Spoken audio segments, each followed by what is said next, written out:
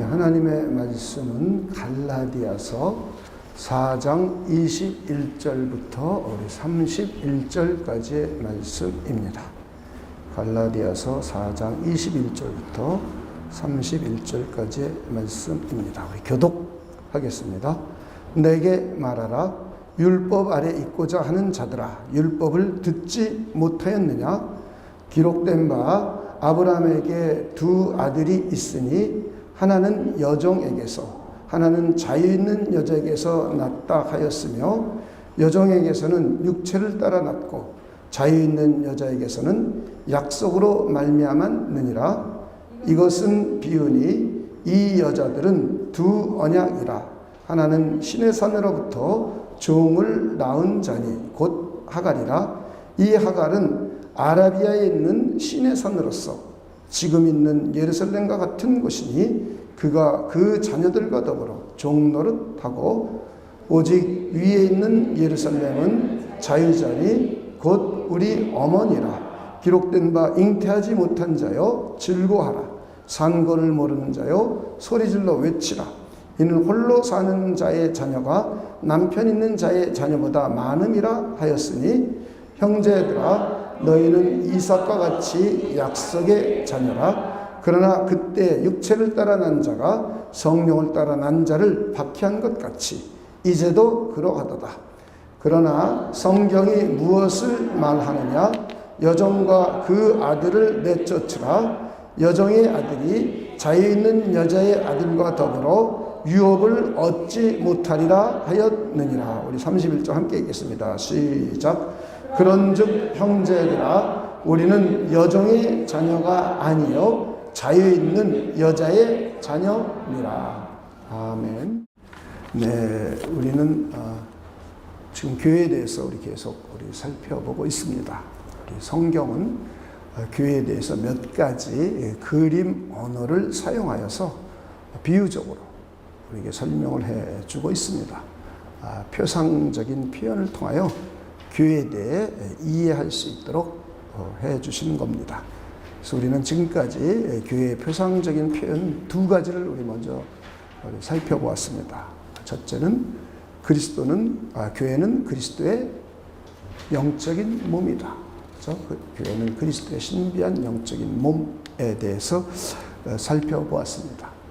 우리가 교회가 그리스도의 몸이라고 하면은 우리가 성경을 보지 않아도 몸은 교회인데, 그리스도의 몸은 교회인데 몸이 몇 개인가? 자, 우리 몸이 몇 개입니까? 하나죠. 그래서 교회는 몇 개다? 하나예요. 그러니까 교회는 통일성, 하나로 통일된 통일성을 갖고 있는 것을 생각해 볼 수 있습니다. 그러니까 그리스도의 교회는 범우주적으로 하나밖에 없는 겁니다. 그리고 그러면 몸에는 많은 지체들이 있어요. 자, 그러면은 교회는 다양한 사람들로 구성되게 됨을 우리가 생각해 볼 수 있어요. 그래서 교회는 다양한 사람들이 모여서 하나의 몸을 이루는 공동체이다 라는 것을 우리가 1차적으로 생각해 볼 수 있습니다. 그리고 몸의 모든 지체는 다 요긴하고 소중합니다. 필요 없는 몸이 없어요. 만약의 경우 제가 코가 없다면 여러분이 보기에 굉장히 이상할 것 같아요. 눈썹, 이거 털 몇 개 없어요. 근데 눈썹이 싹, 양쪽 눈썹이 없으면 저야 뭐 그런 대로 그냥 없는 데가 원체 많으니까 그냥 봐줄 것 같은데, 예쁜 조아라 집사가 없다고 가정해 보시죠. 그럼 아마 판경행자도 도망갔을 거예요. 이렇게 눈썹 그냥 털 얼마 없는 것 같지만 없으면 이상합니다. 그러니까 우리는 모든 몸에 지체가 소중하지 않은 것이 없어요. 이것처럼 교회 구성원 한 사람 한 사람이 다 요긴하고 소중한 분들입니다. 우리는 이것을 잊으면 안 돼요. 그래서 우리는 옆에 있는 지체들, 또 우리 가족 가운데 교회 지체 구성 멤버인 한 사람 한 사람, 우리가 소중하게 여기고 존귀하게 여겨야 합니다. 우리 모두 그런 분들이 되시길 주님의 이름으로 축원을 드립니다. 그리고 지체는 몸에서 떨어져 나가면 살 수가 없습니다. 존재할 수가 없습니다. 예를 들어서 제가 공장에서 일을 하다가 그만 실수를 해가지고 엄지손가락이 절단됐어요.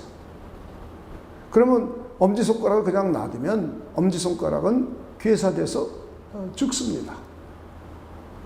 그런데 그것을 얼른 주워서 흐르는 물에 잘 씻어서 병원으로 빨리 가서 봉합수술을 하면 우리는 다시 예전처럼 잘 사용할 수 있습니다. 이렇게 교회 구성 멤버들은 교회를 떠나서는 생명력을 잘 유지할 수가 없고 신앙생활을 올바르게 할 수가 없습니다. 그래서 교회를 무단 이탈하거나 아무 이유 없이 불법적으로 교회를 이탈하는 것은 좋은 것이 아니고 그래서는 안 됩니다. 더 나아가서 교회 공동체 안에 마음에 들지 않는 사람이 있다고 해서 그 사람을 교회가 불법적으로 내쫓거나 참여하지 못하게 할 수도 없는 것입니다. 왜냐하면 주님께서 모든 지체들을 필요에 따라서 세워주셨기 때문입니다. 이렇게 그리스도의 몸이라는 우리 그림 언어를 가지고 우리가 몇 가지 생각해 볼 수 있습니다. 그리고 이것은 성경에 다 표현하고 있습니다. 그리고 예수님이 머리가 되시고 그리스도가 머리이시고 우리는 그리스도의 몸입니다. 우리 이걸 통해서 우리는 예수 그리스도와 각 몸의 지체들, 구성 멤버들이 유기체로 연결되어 있음을 알 수 있습니다.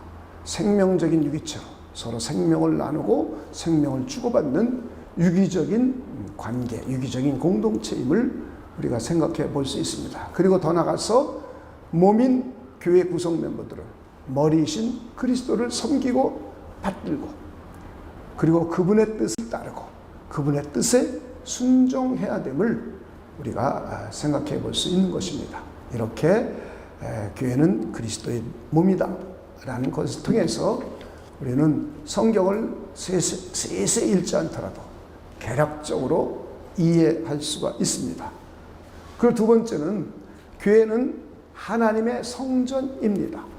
우리가 구약 성경에 물리적인 성전이 하나님의 임재와 그리고 하나님이 인도하심을 상징했던 것처럼 교회가 성전이라는 의미 속에는 교회 공동체 안에 하나님께서 강림하여 임재해 계시고 그리고 교회 공동체 구성은 한 사람 한 사람에게까지 성령이 내주해 계셔서 교회 공동체뿐만 아니라 우리 개인의 삶도 하나님이 함께 하시며 인도해 가시는 것을 우리가 하나님의 성전이라는 그림 언어를 통하여 우리는 생각해 볼 수가 있습니다. 그리고 이제 오늘 우리가 함께 살펴볼 것은 교회는 위에 있는 예루살렘입니다. 혹은 하늘에 있는 예루살렘, 위에 있는 예루살렘. 계시록은 새 예루살렘. 완전히 이 세상이 새하늘과 새 땅으로 새로운 피조물로 거듭 태어나고 온 만물들이 새롭게 다 생겨나고 난 후에 교회 공동체가 존재하게 되는데 이 교회 공동체를 새 예루살렘이라고 계시록에 묘사를 하고 있습니다. 우리는 이것을 오늘 하나씩 살펴보려고 합니다. 우리는 구약과 신약을 통해서 설명하는 것도 몇 가지 우리 찾아볼 수가 있습니다. 우리 구약의 물리적인 성전을 하나님이 거하시는 장소, 하나님을 예배하고 기도하는 장소였으면 이제는 물리적인 성전이 이제 끝을 내고 그리스도의 영적인 몸인 교회 공동체가 하나님이 거하시는 성전입니다. 이렇게 성전이라는 용어를 쓰면서 옛 예루살렘 성전이 이제는 교회 공동체가 성전이라고 표현합니다. 이것처럼 구약 백성들은, 옛 언약 백성들은 시내산에서 율법을 수여받았고, 그리고 이 율법을 수행했던 중심적인 장소가 예루살렘이었습니다. 그래서 예루살렘에 성전을 짓고 예루살렘을 수도로 해서 예루살렘에서 중심으로 해서 신앙 생활을 영위했고 율법을 행해왔습니다. 그래서 우리는 예루살렘 그러면 율법을 행하는 장소, 하나님을 예배했던 성전이 있었던 장소, 하나님이 임재하신 장소라고 우리 쉽게 생각할 수 있습니다. 그런데 신약시대에 와서는 이제 교회 공동체 안에 하나님이 임재해 계세요. 그리고 저와 여러분의 신앙생활은 교회 공동체 안에서 합니다. 그리고 교회 공동체 밖에 나가서 우리는 신앙인으로서 하나님의 말씀을 가지고 지켜 행하며 살아갑니다. 그래서 이런 의미에서 이 땅에 있는 예루살렘과 대조해서 위에 있는 예루살렘, 혹은 하늘에 있는 예루살렘, 혹은 새 예루살렘이라고 대조해서 우리가 설명을 하고 있는 것을 우리가 생각해 볼 수 있습니다. 이런 개념으로 새 예루살렘, 교회를 새 예루살렘, 혹은 하늘 예루살렘, 혹은 위에 있는 예루살렘. 갈라디아서에서는 위에 있는 예루살렘이라고 하고 히브리서에는 하늘 예루살렘, 요한계시록에서는 새 예루살렘이라고 표현하고 있습니다. 이것을 좀 이해하기 위해서 오늘 본문을 조금 설명하고 이걸 이해하기 위해서는 우리에게 예비적으로 생각해 봐야 될 것이 있습니다. 첫째는 하나님의 의에 이르는 우리 성경에 게시된 방법은 두 가지가 있습니다. 하나는 율법을 지켜 행함으로 하나님의 의에 이르는 방법입니다. 율법을 지켜 행함으로 구원을 받는 방법입니다. 그런데 이것은 인간들이 지키기가 어려운 방식입니다. 왜냐하면 모든 인간은 한 사람도 예외 없이 죄로 오염되어 있습니다. 죄로 오염되어 있기 때문에 율법을 100% 지킬 수 있는 능력을 상실했습니다. 그래서 율법을 지켜 행함으로 의에 이를 수가 없어요. 율법은 하나님의 법이기에 완전한 법입니다. 율법은 하나님의 법이기에 의롭고 거룩하고 신령한 법입니다. 율법을 100% 지켜 행하면 우리는 완전해집니다. 율법을 지켜 다 행하면 우리는 의롭고 거룩하고 신령해집니다. 그런데 문제는 저와 여러분이 죄로 오염되어 있어요. 모든 인간이, 예수님 외에 모든 인류는 한 사람도 예외 없이 죄로 다 오염되어 있어요. 그래서 율법을 지켜 행할 능력이 없습니다. 율법을 100%다 지킬 수가 없습니다. 그래서 율법을 통해서 구원받는 방법, 율법을 지켜 행함으로 구원받고 율법을 통해서 하나님의 의에 이르는 방법은 하나님의 방법이나 실제로 인간들에게는 불가능한 방법입니다. 그런데 유대인들이, 갈라디아서를 기록했던 이 당시의 유대인들은 거의 대부분의 유대인들이 율법을 지켜 행함으로 구원받으려고 했어요. 율법을 지켜 행함으로 하나님의 의에 이르려고 했어요. 우리는 이런 사람들을 율법주의자라고 말합니다. 율법주의자. 사도 바울도 그리스도를 만나기 이전에는 그랬던 사람이었어요. 그런데 예수 그리스도를 만나고 나서 하나님의 의에 이르는 방법은 율법을 지켜 행하는 것이 아니라 구원받는 방법은 율법을 지켜 행하여서 할 수 있는 것이 아니구나 하는 것을 깨달아 알게 됐어요. 그리고는 일생 동안 그리스도 예수를 증거하러 다닙니다. 그러면서 이스라엘 민족들이 율법을 지켜 행해서 구원받으려고 하는 율법주의를 따르는 것을 보고 매우 안타까워하면서 그들을 정말 안타까워하는 장면이 성경은 곳곳이 기록되어 있습니다. 로마서 9장 같은 경우는 내가 구원에서 떨어져 저주를 받을지라도 정말 내 동족들이 구원받기를 원한다. 그리고 로마서 10장에는 그들이 지식이 없어서 잘못된 지식을 가지고 있기 때문에 율법주의를 통해서 구원받으려고 하는구나. 정말 우리 내 민족들이 구원받기 위하여 간절히 소망한다 하면서 안타까워하는 모습을 볼 수가 있습니다. 한번 로마서 10장만 한번 보겠습니다. 로마서 10장 1절부터 9절입니다. 형제들아, 내 마음에 원하는 바와 하나님께 구하는 바는, 그 다음부터 읽어봅시다. 시작.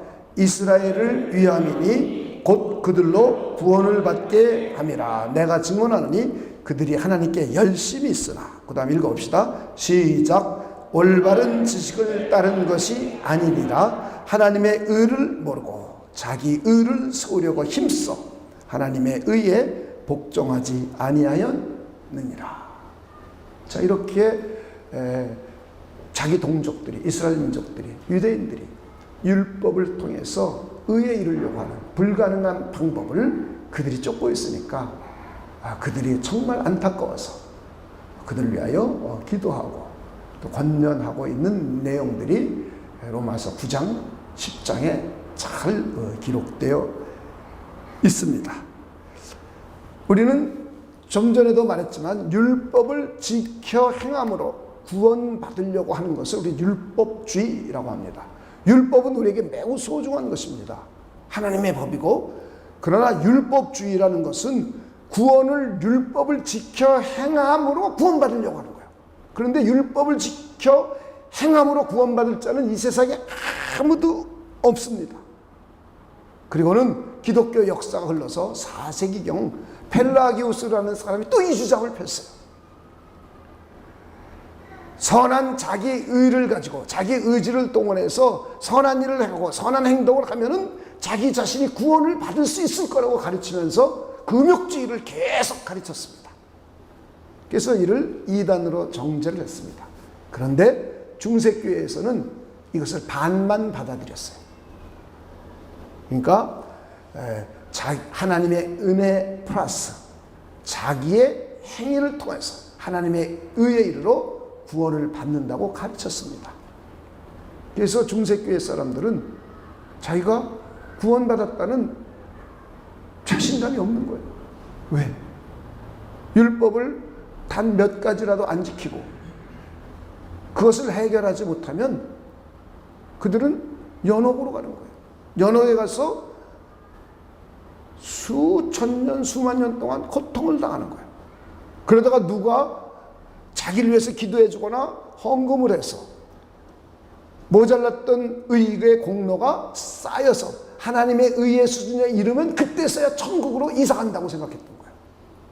그러니까 중세 사람들은 영적으로 대단히 피폐한 삶을 살았습니다. 율법에 눌리고 죄짐에 눌리고 죄에게 종노릇하고 영적으로 자유함이 없었어요.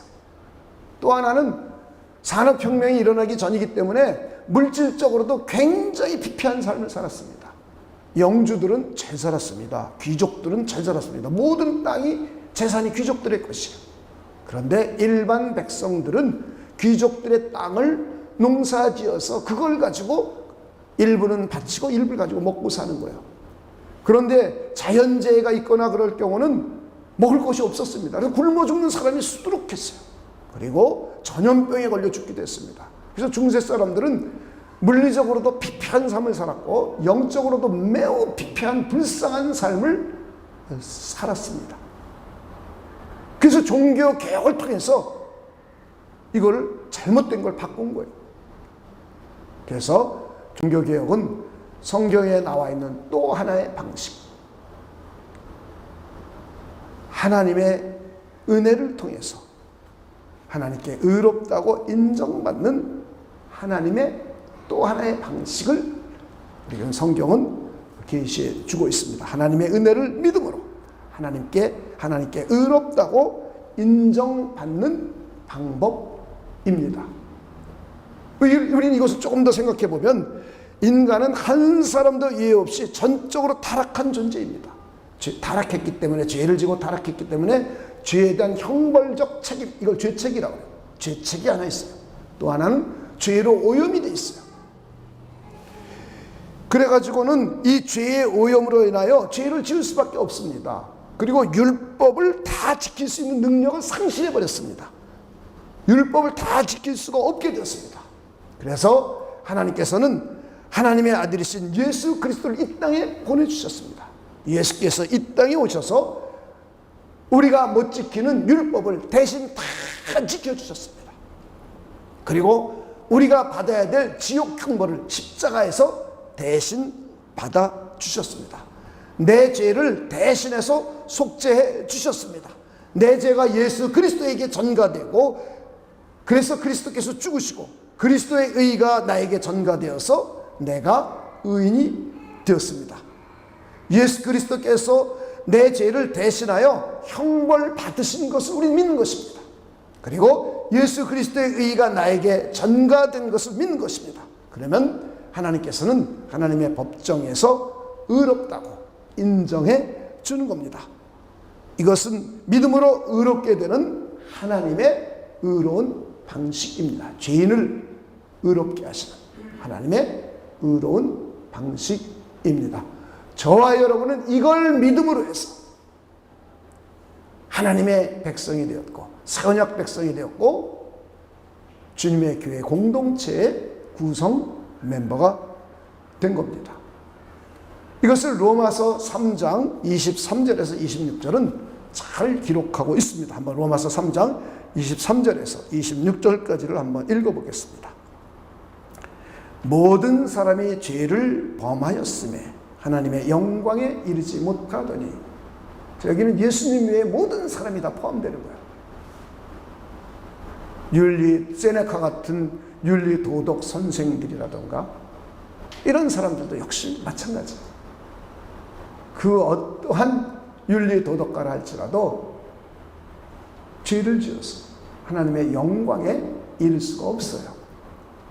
그랬더니 그리스도 예수 안에는 속량으로 말미암아 하나님의 은혜로 값없이 의롭다 하심을 얻은 자 되었느니라.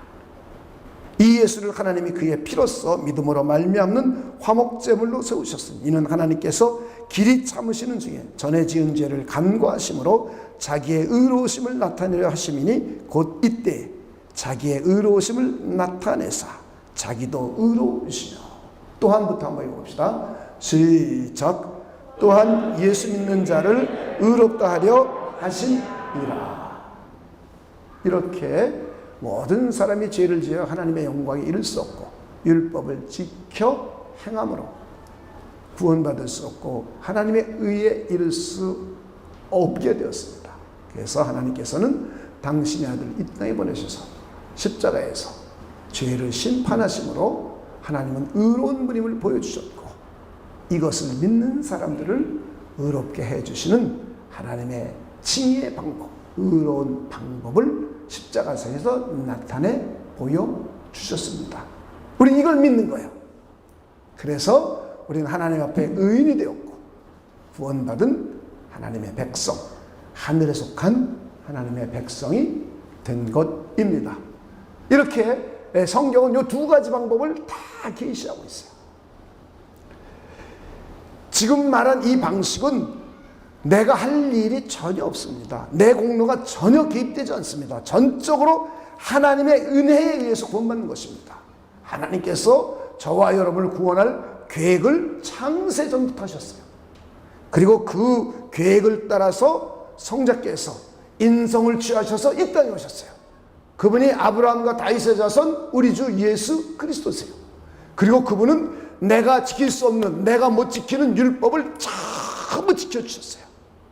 그리고 십자가상에서 내 죄를 전가되자 그분은 그 순간에 내 죄가 그에게 전가되어서 죄인 되어서 죄 대신 형벌을 받아 죽으신 거예요. 그리고는 그리스도의 의가 우리에게 전가되었어요. 이것을 우리 주님께서 하늘로 올라가시고 하나님의 성령을 보내주셔서 성령을 통하여 저와 여러분을 하여금 믿을 수 있도록 해주셨어요. 하나님께서 우리를 부르시고 그리스도의 복음의 말씀을 듣고 진리의 말씀을 들을 때 우리 안에 계신 성령께서, 우리와 함께 하시는 성령께서 이것을 깨달아 알고 믿음으로 받아들일 수 있도록 역사해 주셨어요. 그래서 내가 회개하고 믿음을 갖게 되었습니다.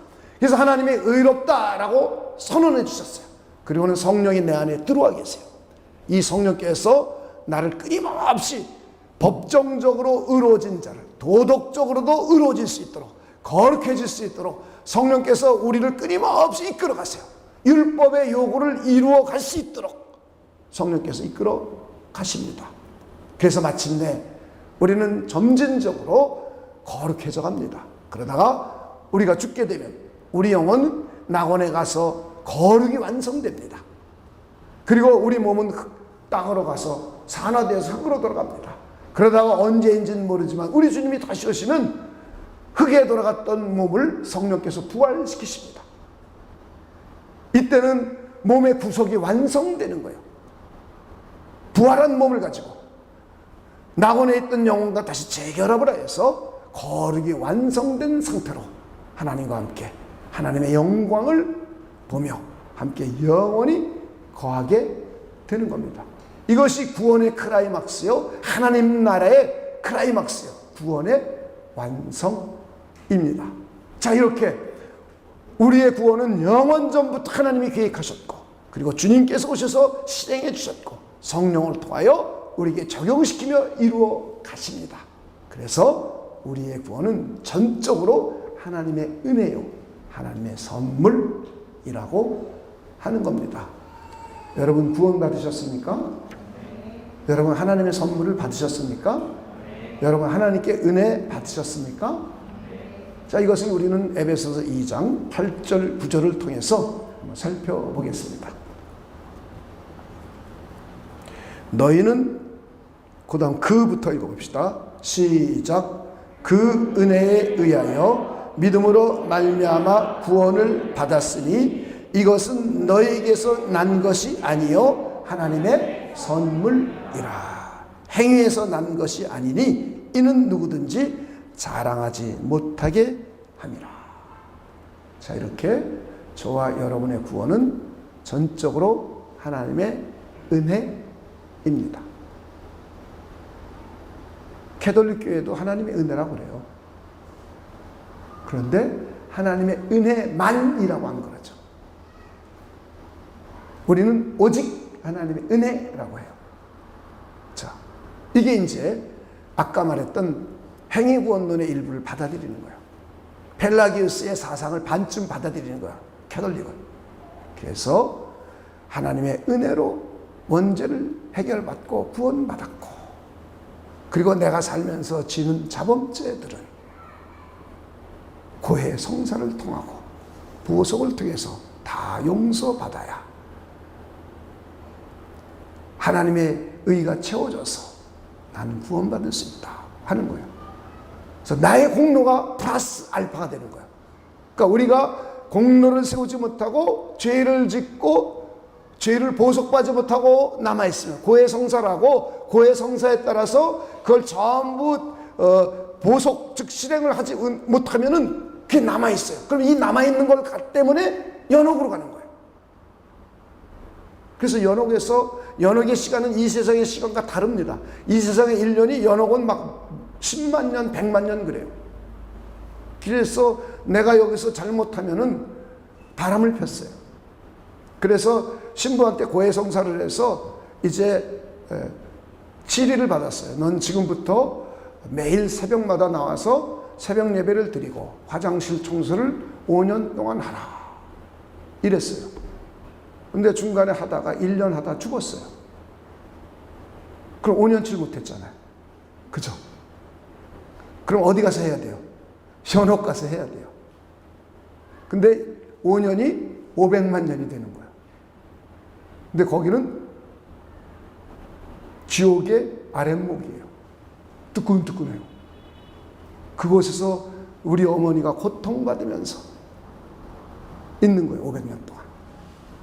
그러면은 교회가, 교황청에서 면죄부를 서라. 그러면 너희 어머니 고통 연옥의 100만 년이 줄어든다. 그래서 사는 거예요. 타락의 온상이 되는 거죠.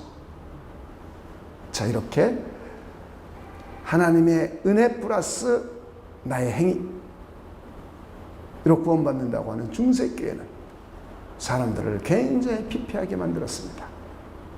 그래서 성경에 기록된 그대로 다시 되찾아 놓은 거야. 저와 여러분은 오직 은혜로만 구원받는 겁니다. 할렐루야. 우리는 이것을 꼭 명심해야 돼요. 왜? 내 공로를 가지고 구원받았다 그러면 내가 교회에 100억을 건축 헌금했기 때문에 구원받거나, 내가 지휘자 봉사를 10년 했기 때문에 구원받거나, 이런 게 아니에요. 그러면 그걸 자랑하고 자기 공로를 드러낼 수 있어요. 그걸로 구원받는 것이 아니라 오직 하나님의 은혜로 구원을 받는 겁니다. 이 하나님의 은혜는 영원전부터 출발해서 그리스도를 보내주시고 성령을 보내주셔서 이것을 믿게 하고 성령께서 우리의 구원의 완성까지 이끌어 가시는 전 과정이 하나님의 은혜입니다.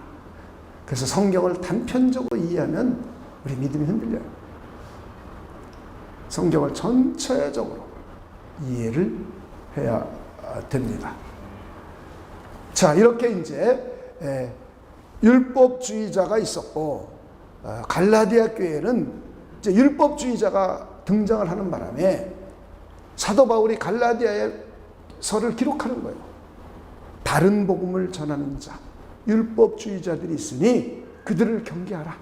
그것을 따르지 말라고 이제 기록한 것이 갈라디아서입니다. 그러면서 오늘 우리가 읽은 본문은 율법주의자와 갈라디아 교회 믿음으로 의로워진 신실한 백성들과를 비교하고 또 대조해서 설명해 주고 있는 내용입니다. 오늘의 우리가 읽었던 본문은 아주 특이한 해석을 하고 있어요. 이것은 일반적인 성경의 해석법을 따르지 않고 사도 바울이 알레고리칼하게, 이걸 풍유적인 해석법이라고 해요. 풍유적인 해석법을 하고 있습니다. 풍유적인 해석법은 뭐냐면 쉽게 얘기해서 성경 문자 뒤에 하나님의 비밀이 숨겨져 있다고 생각하면서 하나님의 비밀이라고 해서 찾아서 해석하는 거예요. 이걸 이제 풍유적인 해석이라고 그래요. 이것은 이제 중세교회가 이렇게 해석을 많이 했습니다. 그래서 종교개혁을 하면서 이것은 잘못됐기 때문에 우리 개혁교회, 개신교회에서는 풍유적인 해석을 하지 못하도록 합니다. 알레고리칼하게 기록된 것만 그렇게 해석하도록 해요. 예수님의 비유도 예수님께서 직접 설명해 주셨죠. 그렇죠? 예를 들어서 씨는 하나님의 말씀, 밭은 마음, 사람들의 마음, 새는 마귀. 요것은 그 씨 뿌리는 비유에서만 그렇게 해석하는 거예요. 아무 데서나 그렇게 해석하면 안 돼요. 그렇죠? 그런데 성경에 어디에 씨라고 나오면 요건 하나님의 말씀이야. 그 새만 나오면 요거는 마귀야. 비둘기만 나오면 성령이야. 그렇게 가지고 해석하는 법을 우리는 풍유적인 해석법, 알레고리칼한 해석이라고 합니다. 이것을 제일 많이 하는 것이 신천지. 그래서 신천지는 성경을 알레고리칼하게 해석하면서 사람들 미혹하는 거예요. 그래서 우리는 알레고리칼한 해석은 매우 조심해야 됩니다. 성경에 풍유적으로 기록된 것만 풍유적으로 해석하는 거예요. 아무거나 그렇게 해석하는 것이 아닙니다. 성경은 그대로 글입니다. 글이기 때문에 문자적으로 보면서 문법적으로 이해하는 거예요. 그리고 역사적으로 이해하는 거예요. 그리고 신학적으로 이해해서 성경을 해석하는 방법입니다. 이것이 가장 정통교회들이 사용하고 있는 해석 방법입니다. 예수님께서도 알레고리칼하게 해석을 몇 번 해주셨어요. 그리고 사도 바울도 구약의 본문의 내용을 아브라함과 그의 두 아내, 그리고 각각에서 태어난 이스마엘과 이삭을 가지고 알레고리칼하게 사도 바울이 해석하는 거예요. 아주 이례적인 것이에요. 우리는 여기서만 그렇게 받아들이는 겁니다. 아무 데서나 알레고리칼하게 우리는 해석을 하면 안 됩니다. 자, 여기서는 어떻게 해석을 하고 있냐면 두 부인, 원래는 사라가 아브라함의 부인이잖아요. 그죠? 그리고 이스마엘의 엄마는 사라의 몸종이었습니다. 그런데 자기가 아들을 못 낳으니까 자기 몸종을 아브라함에게 줘서 아들 하나 보시오, 후사 보시오 해서 태어난 아이가 이스마엘이에요. 근데 이스마엘이 태어나고 이제 아들이 있으니까는 세도를 부려가지고는 사라를 좀 못 살게 굴었어요. 그래가지고는 사라가 아브라함에게 말했더니 아브라함이 마음대로 하시오. 그래서 그들을 쫓아냈어요. 자, 요 스토리예요, 요 스토리. 요 스토리를 가지고 사도 바울은 알레고리칼하게 해석하는 거예요. 두 부인을 언약이다. 부인은 부인이지 부인이 언약이 될 수는 없잖아요. 그죠? 두 부인을 언약으로 해석해요. 후처인 하갈을 옛 언약, 율법 언약으로 해석하고, 그리고 첫 번째 부인인 사라를 새 언약으로 해석해요. 그리고 두 번째 부인 하갈의 아들 이스마엘을 율법주의자로 해석을 해요. 율법주의자. 그리고 이삭을 믿음으로 의롭게 된 약속의 자녀, 성령의 사람, 교회 공동체로 해석을 해요. 알레고리칼이 하는 거잖아요. 그죠? 이삭은 이삭이지 이삭이 교회는 아니잖아요. 그죠? 아브라함의 아들이고 신앙을 물려받은 사람이고, 이스마엘은 믿음으로 물려받은 것이 아니라 육신의 자녀이고, 그래서 믿음에서 떨어져 나가고 그런 것이지 이스마엘이 율법주의자는 아니잖아요. 그죠? 그리고 이삭이 교회 공동체는 아니잖아요. 그죠? 근데 이렇게 이제 해석하는 것을 우리는 알레고리칼한 해석, 풍요적인 해석법이라고 합니다. 그래서 이 본문은 율법주의자들과 예수 그리스도를 믿어 구원에 이르는 정상적인 교회 공동체의 구성 멤버들을 대조해서 설명을 하고 있는 내용입니다. 그래서 율법주의자들은 율법에게 종노릇한다는 거예요. 율법에서 얽매이는 거예요. 왜냐하면 율법을 하나라도 거스리면 구원받을 수가 없기 때문에 내가 율법을 못 지킨 것 때문에 굉장히 괴로워하고 율법을 지켜야지 하면서 율법에 항상 얽매여 사는 거예요. 그리고 이 율법은 시내산에서 수여받았고, 그리고 예루살렘에서 실행했어요. 그래서 오늘 이 내용들이 전부 스토리로 나오는 거예요. 그런데 우리 신약 백성들은 그리스도 예수를 믿음으로 의인이 되었어요. 그리고 하나님의 성령을 통해서 우리는 율법의 요구를 이루어갈 수 있게 되었어요. 그래서 우리가 구원받는 것은 율법에 의한 구원이 아니라 믿음에 의한 구원이기 때문에 율법으로부터 의로워져야 된다는 것으로부터 우리는 자유로운 거예요. 그죠? 그리고 율법은 우리를 거룩하게 할 수 있는 법이지만 율법주의자들은 율법으로 의로워질 뿐만 아니라 율법을 지켜 행함으로 거룩해진다고 생각하는 거예요. 물론 율법을 지켜 행하면 거룩해져요. 그런데 인간은 죄의 오염 때문에 율법을 100% 지킬 수가 없기 때문에 의로워질 수도 없고 거룩해질 수도 없고 신령해질 수도 없는 거예요. 그래서 하나님의 성령께서 우리 안에 들어오셔서 율법의 요구를 하나씩 이루어갈 수 있도록 성령이 우리를 이끌어 가시는 거예요. 그리고 마침내 우리 몸을 성령께서 부활시키심으로 우리 몸의 거룩을 완성시키는 거예요.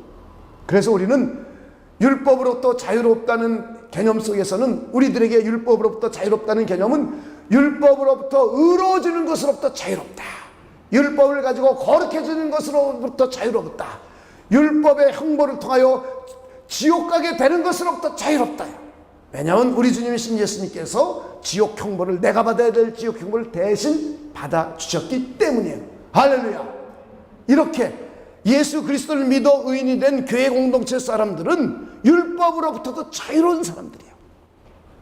그런데 율법주의자들은 율법에게 얽매이고 율법에게 종노릇하고 살고 있어요. 자, 이것을 쭉 설명하면서 옛 언약 백성들이 예루살렘에서 신앙생활을 했던 것처럼 이제 새 언약 백성들, 교회 공동체 사람들은 어디서 신앙생활 하는가? 저희 교회 안에서 하고 있어요. 그렇죠? 그래서 이것을 대조해서 이곳에 있는 예루살렘과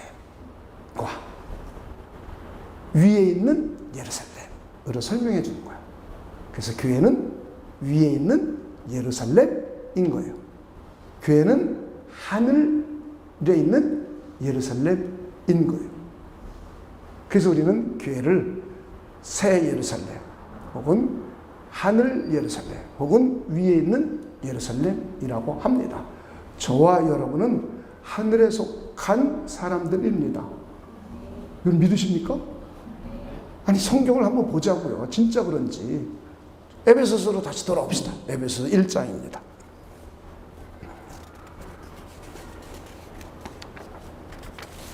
에베소서 2장 1절입니다. 그는 이 쭉 볼 거예요. 그는 허물과 죄로 죽었던 너희를 살리셨도다. 그리고 허물과 죄로 죽었던 상태를 2절, 3절에 기록하고 있어요. 우리 과거에 그리스도를 믿기 이전 허물과 죄로 죽었던, 여기서 죽었던 상태는 뭐가 죽은 겁니까? 영이 죽은 거예요. 영이. 우리는 전부 영이 죽었던 사람들이에요. 죽었던 사람이 스스로 일어날 수 있습니까? 못 일어나요. 영이 죽었던 사람들이 스스로 영이 살 수가 없어요. 누가 살려줘야 살아요? 하나님이. 이걸 중생이라고 하는 거예요. 하나님께서 영을 다시 살려줘야, 영을 다시 태어나게 해줘야 사는 거예요. 그러니까 하나님만 하지 이걸 인간이 어떻게 해요? 자기 스스로 죽은 영이 살아나? 강신가? 자기 스스로 죽었는데 어떻게 살아? 못 살아난단 말이죠. 우리는 영이 다 죽었던 사람이에요. 죄와 허물 때문에. 자, 이런 우리를 하나님이 살리셨죠. 어떻게 살리셨는지를 4절, 5절, 6절에 기록하고 있어요. 긍휼이 풍성하신 하나님이 우리를 사랑하신 그 큰 사랑을 인하여 하나님의 크신 사랑과 하나님의 긍휼이 허물로 죽은 우리를 그리스도와 함께 살리셨고, 하나님이 우리를 살리셨는데 우리를 살리신 동기가 뭐냐? 사랑, 긍휼, 하나님의 도덕적인 성품인 거예요. 그 성품이 우리를 살린 거예요. 어떻게 살렸냐? 구체적으로 예수 그리스도와 함께 살리신 거예요. 아니, 우리는 예수님 부활할 때 태어나지도 않았어요. 그렇죠? 근데 성경은 예수 그리스도와 함께 우리를 살렸다고 하고 있어요. 그러면서 계속해서 너희는 은혜로 구원을 받은 것이라 또 함께 일으키사. 그 다음 함께 읽어보겠습니다. 시작. 그리스도 예수 안에서 함께 하늘에 앉히시니. 그러니까 우리는 이미 예수 그리스도를 믿는 그 순간 저와 여러분은 그리스도와 함께 살아난 자들이고 그리스도와 함께 승천한 자이고 부활하고 승천하고 그리스도와 함께 하나님의 우편에 앉아있는 자들이라는 거예요. 이게 구원받은 저와 여러분이고 우리 교회 공동체의 정체성이라는 거예요. 이걸 우리는 잘 이해해야 됩니다. 그러니까 저와 여러분은 현재 이 땅에 살고 있어요. 자, 그렇지만은 우리는 이 땅에 살아서 이 땅에 속해 있는 자만이 아니는 거예요. 우리는 이 땅에도 속해 있습니다. 그렇죠? 대한민국 국민이에요, 우리는. 그렇지만 우리의 참 정체성은 하늘에 속한 자라는 거예요. 우리 교회 공동체는 하늘에 있는 예루살렘이라는 거예요. 구약 백성들이 이곳에 있는, 이 땅에 있는 예루살렘이 하나님을 섬기고 하나님의 율법을 실행했던 장소라면 이제는 교회 공동체가 하나님을 섬기고 하나님의 말씀을 실행하는 기관이요, 이것을 우리는 이 땅에 있는 예루살렘과 대조해서 하늘의 예루살렘, 위에 있는 예루살렘, 그리고 미래의 요한계시록에 온 천하가 새롭게 이루어집니다. 구원이 완성되어서 이제 새하늘과 새 땅으로 완전히 변화가 일어납니다. 재창조가 일어나는 것이 온 세상이. 그리고는 피조물들도 곳곳에서 온 하늘과 땅에 다 채워집니다. 새로운 것들로. 그리고는 이제 교회 공동체가 이루어집니다. 이것을 계시록에서는 새 예루살렘이라고 했습니다. 새 하늘과 새 땅, 그리고 새 예루살렘이라고 표현을 하고 있습니다. 자, 이렇게 교회 공동체는 하늘 예루살렘이요, 위에 있는 예루살렘이요, 그리고 미래에 새 하늘과 새 땅이 이루어질 때는 새 예루살렘이라고 하며, 그것을 신앙생활을 하고 그것을 믿음 생활을 하는 교회 공동체임을 오늘 표상적인 언어를 통해서 우리에게 설명을 해주고 있습니다. 그래서 위에 있는 예루살렘이라는 의미 속에서는 저와 여러분이 무엇을 생각하며 무엇을 쫓아 살아야 할지를 우리에게 보여주는 거예요. 여러분, 땅의 것만 생각하겠습니까? 여러분, 땅의 것을 쫓아 살겠습니까? 성경은 저와 여러분에게 요청하세요. 위의 것을 생각하라. 위의 것을 쫓으라. 너희들은 땅에 속한 공동체가 아니다. 너희들은 땅에 현재 존재하고 있지만 너희들은 하늘에 속한 사람들이며 하늘에 속한 공동체이다. 이것이 바로 교회이다. 하늘 예루살렘이다. 그러니 너희들은 위의 것을 쫓으라고, 위의 것을 생각하라고 성경은 우리에게 교훈해 주고 있습니다. 하늘에 속한 우리 공동체는 음부의 권세를 물리칠 수 있는 능력 있는 공동체입니다. 땅에서부터 하늘이 열려 하나님의 도움을 누리며 살아갈 수 있는 공동체입니다. 하늘에 속한 신령한 복을 풍성하게 누리며 살아갈 수 있는 권세 있는 공동체입니다. 왜냐하면 우리 교회 공동체만이 하늘에 속한 유일한 하나님의 신적인 공동체이기 때문입니다. 교회만이 음부의 권세를 이길 수 있는 유일한 하나님의 신적인 기관이기 때문입니다. 교회만이 천국 열쇠를 가지고 땅을 풀어 하늘을 열리게 할 수 있는 능력 있는 공동체이기 때문입니다. 그러면서 저와 여러분을 향하여 윤리 도덕적으로도 우리 삶의 목적과 방향을 위의 것을 생각하고 위의 것을 쫓아 살라고 권면하고 있습니다. 이제 마지막으로 골로새서 3장 1절부터 14절까지를 읽고 우리 끝을 맺도록 하겠습니다. 그러므로 너희가 그리스도와 함께 다시 살리심을 받았으면, 그 다음에 읽어봅시다. 시작. 위의 것을 찾으라. 거기는 그리스도께서 하나님 우편에 앉아 계시느니라. 2절도 한번 읽어봅시다. 시작. 위의 것을 생각하고 땅의 것을 생각하지 말라.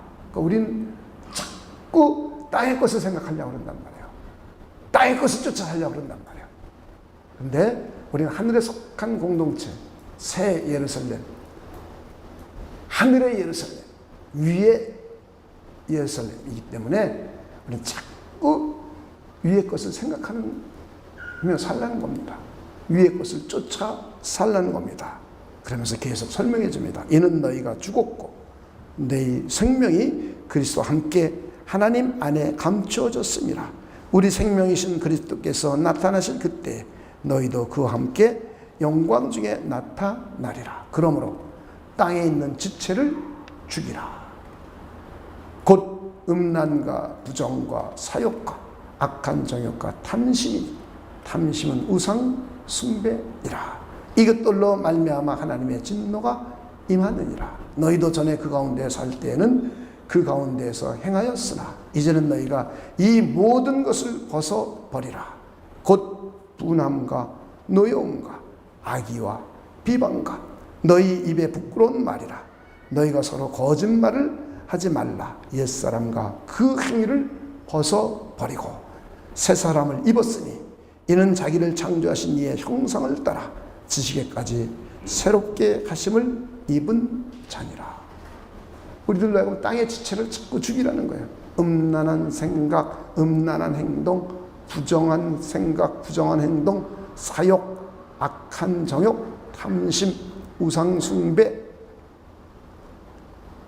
분함, 노여움, 악의, 비방, 입으로 하는 부끄러운 말, 거짓말, 이런 것을 전부 죽이고 벗어버리라는 거예요. 그리고는 위의 것을 생각하는 겁니다. 12절서부터 그러므로 너희는 하나님이 택하사 거룩하고 사랑받은 자처럼 첫째는 긍휼, 두 번째 자비, 세 번째 겸손, 네 번째 오래 온유, 다섯 번째 오래 참음으로 옷 입고. 이거 전부 누구의 속성입니까? 하나님의 속성이잖아요. 하나님의 도덕성이잖아요. 긍휼, 자비, 인자, 오래 참음, 선의, 사랑, 은혜, 이런 걸 자꾸 우리는 찾으려는 거예요.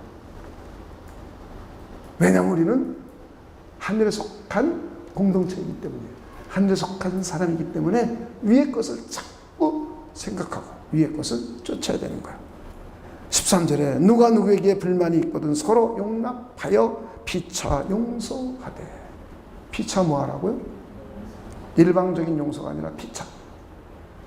자, 서로 용서하는 거예요. 상대방을. 주께서 너희를 용서하신 같이 너희도 그리하고 이 모든 것 위에 사랑을 더하라. 이는 온전하게 매는 띠니라. 자, 우리 위의 것을 생각합시다. 미워하는 사람 있습니까? 용서합시다.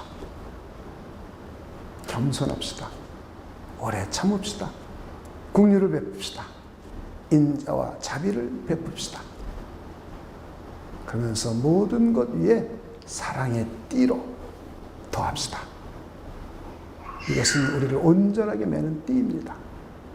우리는 이 땅에 살면서 이 땅에 속한 자가 아니라 우리 하늘에 속한 사람들이에요.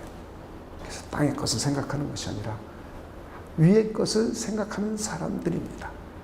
하늘의 것을 생각하고 위의 것을 쫓아야 되는 사람들입니다. 그러면서 땅에서도 풀고 하늘이 열리고 음부의 권세를 하나님의 도움으로 물리치고, 그러므로 해서 하나님께는 영광 돌려드리고 우리의 삶이 믿음으로도 승리하고 도덕적으로도 승리할 수 있는 복된 삶이 되기를 바랍니다. 우리 기도하겠습니다. 하나님, 우리가 하늘에 속한 사람들이요,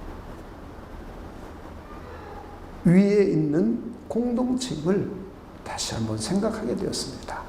그러므로 하나님께서는 우리로 하여금 위의 것을 생각하고 위의 것을 쫓기를 원하시는 그 귀한 마음을 우리 영혼 깊이 새기도록 하나님께서 역사하여 주시옵소서. 그러므로 하나님께는 영광이 되고 더 나아가서 이 땅에서도 믿음으로 승리하여 우리 모두 하나님의 기쁨으로 충만한 삶이 되도록 하나님께서 역사하여 주시옵소서. 감사를 드리며 예수님의 이름으로 기도하옵나이다. 아멘.